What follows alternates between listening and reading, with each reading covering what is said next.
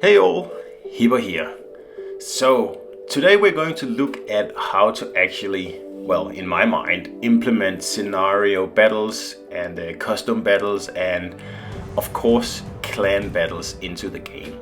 And this is just, these are just my thoughts on the subject, because a lot of people complain about this, but no one really puts up any suggestions. So I thought I would actually, do a deep dive on this and kind of figure out how to do it. So obviously, you would need to know a game mode called scenario battles or custom battles or whatever you want to call it. And well, it's pretty much just a custom battle, just like any other multiplayer game, where the host picks a map and all the rules. Do you want to do a domination map or a capture the base map, and do you want any custom rules on it?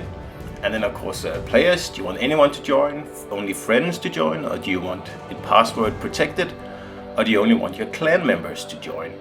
And then I've included something called level in here, and that's something that was used with great success in Battle Stations Pacific back in the day, and I think it would fit perfectly into Legends as well. It basically means that players are divided into a number of tiers, based on their dedication and their experience in the game. And of course, Ensign is just the easiest. Anyone is that, so that just means you can join. There's no restrictions on you anyway. Commander, and I just made all these up here, minimum 1,000 battles and at least one tier 7. And you can't join, battles with tiers higher than your highest unlocked tier. Captain, Admiral, and then an Uber Admiral. And they just get progressively harder until you reach the hardest one, which is for the most absolutely dedicated players out there. And to make it palatable for wargaming, it has to be a bit of a monetization aspect there. So that's why I included 3 fully upgraded commanders and a minimum of 20 premium ships at tier 5 and above, meaning that you'll have to purchase something to be able to become an Uber Admiral. And yeah, too bad, but monetization is how this game runs, so that's just the way it is. So clan battles would be set up the same way. The host just chooses a map and then a mode that's clan battles, and then of course your own clan will be picked automatically.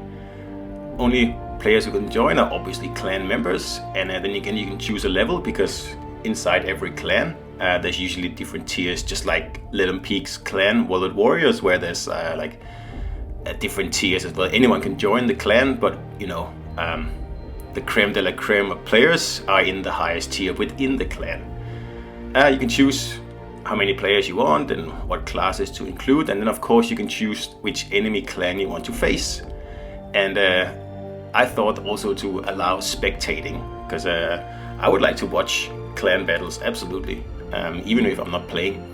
So of course in here you can say yes, I would allow spectating, or no, I don't want people to spectate the battle. I know there could be some performance issues with this, with thousands of spectators, but that's wargaming's problem. So for players looking for a battle, the battle browser would look something like this here, where the map and the number of players currently in the game or in the lobby. And then of course if it's a clan battle, it shows you the host clan and the other clan. And if it's a clan battle, you can join if you are a member of one of the 2 clans and you are at the right level. If not, then you have the option to spectate if it's allowed in the battle. Any other battles will show up here as well. For example, Let 'em Peak, he's hosting a standard escort battle, and I'll get into that soon. Iron is hosting just a battle for friends. He's probably streaming, and Hustle is hosting another battle open to everyone pretty much. So the custom aspect of these battles here, because if you choose a custom domination battle, for example, then you should be allowed to customize it. And in my mind, that means that you should be able to pick your spawns.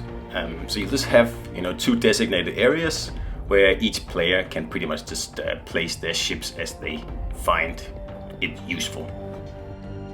This way, as long as you keep inside the blue square, you will be able to place your ship where you want to start, and that way you can really create some more interesting battles because, you know, the spawns aren't always going to be the exact same spawns as they are, and I mean, that's one of the reasons that the game gets a little bit tiring to play after a while. So after everyone's placed their ships, you're gonna have some very interesting starting lineups, and of course you can do this in clan battles as well, which makes them even more interesting, especially to spectate, because no battle is ever going to be exactly the same. It also allows players to you know, experiment with formations. Again, something that was very popular and worked very well in Battle Stations Pacific, but it isn't really employed in Legends because, yeah, one thing, islands play such a huge role, but I still think it would be worth at least to test out. And if some people or some clans prefer to play in formations, they should definitely be allowed to do that. There should also be some sort of leeway in caps, for example, but I don't think you should be able to, you know, place the caps. I think you should be able to choose how many caps you want in the game. I think that's enough customization, because if people start placing the caps themselves and expanding and minimizing them, I think it could lead to trouble. So customization, but customized to a certain degree only. You could also have brand new game modes where, for example, one team, the blue team here, is tasked with defending point A, and of course the red team get to place their ships where they want, so it'll always be very interesting. One new mode I think would be a giant hit would be what I call escort mode, which I mentioned earlier in the video. And basically all it is that one ship has to get from point A to point B.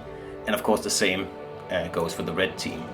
So that could, for example, be a carrier. It doesn't have to be a carrier, it could just be a battleship as well, or it could be like a transport ship, or who knows, anything. The main thing is that that ship needs to get from A to B without getting sunk. You could even set up waypoints, for example, so you can plan a little bit easier with your clan, for example. Or you could set up waypoints and make the carrier AI controlled or the transport ship AI controlled, so everyone could play a more active role. There's like so many options in the ways of doing this, and I think it would be a super popular mode. You could even add in stuff like, for example, putting in a few minefields where you think the red transport might have to go through, because obviously the red team will have to do exactly the same, but you can't see what they're planning, obviously. So again, you're allowed to you know, place your battleships just like in the old game, and just to spice it up, I've made the area triangular here, so it's different from the other battles, but I mean, it could be anything really. So everybody adds their ship onto the map, and off you go. And I think this would be a very interesting way of playing the game, and of course it could be expanded to much more than just escort duty. Like I said, it could be like port attack or port defend or submarine hunt whenever we get submarines. There's almost no limits, and I think it would be a lot of fun. And of course you could, you know, bake in very difficult scenarios, for example, where the end point and like the start and end point of both carriers are crossing. So at some point on the map, the two carriers will have to cross paths, which obviously would be very interesting. Of course, this is just like random thoughts of mine, but I still think it would be a very interesting mode. So I'm really hoping Wargaming is working on this. And like I said in the beginning, I don't know anything about this. This is just me thinking out loud here, and thinking how can we actually not just complain about the game, but actually suggest ways to improve it. And this is definitely my suggestion to how to improve the gameplay, and I really think it would work well. And hopefully Wargaming are actually cooking up something along these lines here. Anyway, that were my thoughts here, and hope you enjoyed it, and I'll see you out there.